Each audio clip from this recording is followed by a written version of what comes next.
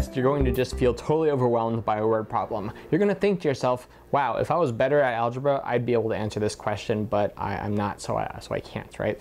And that's a really important feeling to pay attention to, because if you feel like you could solve a question using algebra, that is, you could write an algebraic expression and solve for x. If you are better at algebra, that is, if you're better at translating the English into math, then another technique is probably going to work really well for you, and it's called using numbers that are from the answer choices. Okay, I'm going to show you a demonstration of how that works, but the really important thing to remember is if you feel like there's one thing missing from the question and you can make an equation and solve for that one thing, chances are this approach will work really well. Let's see an example. So in this case, we have number 7. Again, it's a medium difficulty. But it says a certain even number is divided by 5.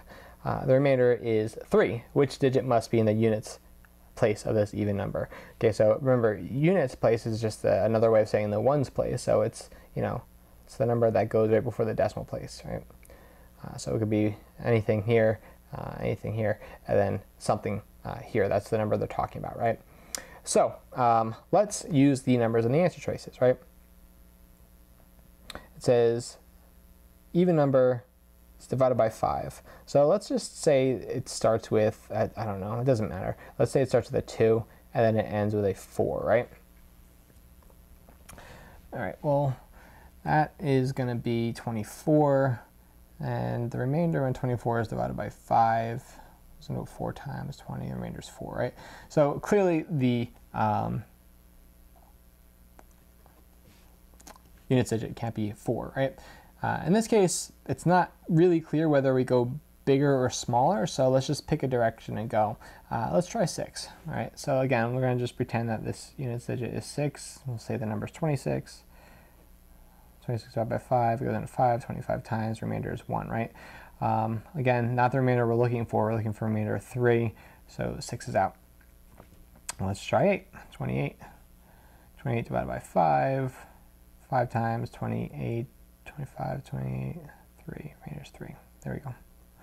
You see how much easier that was than just trying to understand it conceptually? Like, doing this question algebraically is somewhat difficult, but using the answer choices, using numbers in the answer choices was a really powerful way to approach this question. So let's keep along those lines. Let's try another question the same way.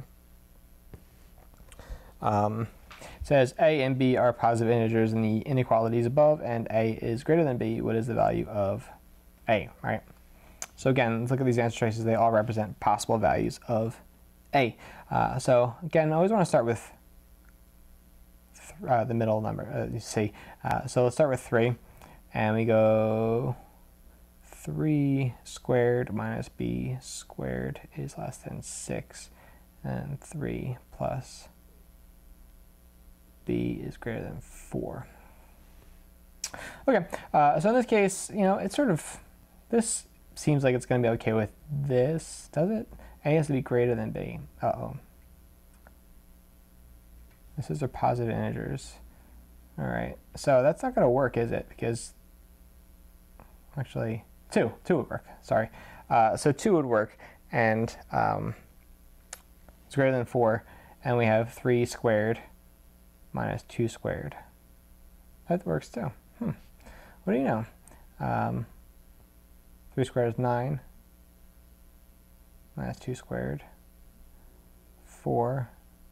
5. That's certainly less than 6. Okay, that looks like it works. Cool. Now remember, when you're trying out the answer choices, numbers in the answer choices, as opposed to making up your own numbers, you don't need to try all 5 answer choices. You just need to find the one that works and then move on. Yeah, so that was it. All right, cool. Number 15. What is the least integer value of x for which this works, right? Now this one's slightly different because it's asking for the least integer value of x. You can start in the middle if you want. You can start at the smallest if you want. Something to keep in mind. I like to start at sort of second from the smallest. So let's start from b, just because I find that when they say least, it's usually not the smallest number. It's something I've noticed. So let's try 1. Okay, so let's see if this works. We have 1/3 minus 2/3, absolute value of that, equals 1/3 minus 2/3. I'm sorry, 1/3. Okay, so we say, all right, so that's, absolute value of that is 1/3, positive 1/3, right?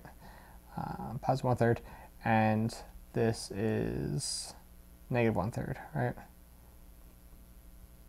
Okay, those two don't equal each other.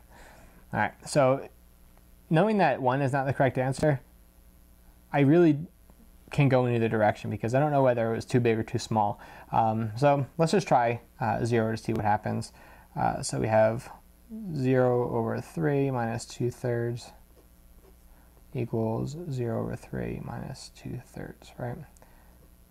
So in this case, we have absolute value of negative 2/3 is 2/3, right? And we have negative 2/3 here, right? So again, that doesn't work. All right, let's try C. So we have 2/3 minus 2/3, that's the value, and then 2/3 minus 2/3. Oh, what do you know? 0, 0. Okay, and I know that's the smallest value because I tried 0 and 1 and they don't work.